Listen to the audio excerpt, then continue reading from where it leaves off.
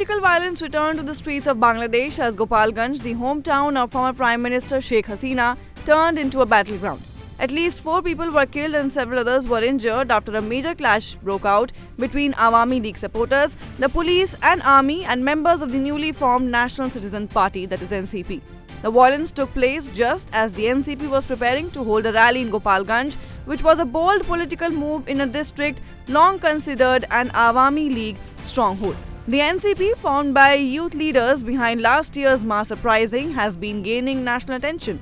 But its rise has not been smooth, especially in areas loyal to the Awami League. According to reports, NCP leaders had planned a large public rally in Gopalganj to announce their presence and challenge the ruling party's dominance. But the situation quickly turned violent when Awami League workers reportedly attacked the venue, smashing chairs, tearing banners, and setting fire to the stage. Eyewitnesses also reported the use of homemade bombs and petrol cocktails during the attack. Now, as the violence spiraled out of control, security forces including police and the army intervened, and to disperse the crowd, they reportedly fired live bullets and tear gas.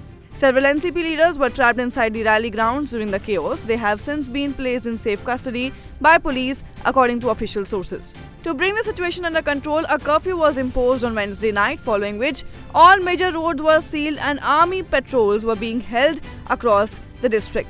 The rally was meant to mark a bold entry for the NCP into one of the most politically sensitive regions in the country.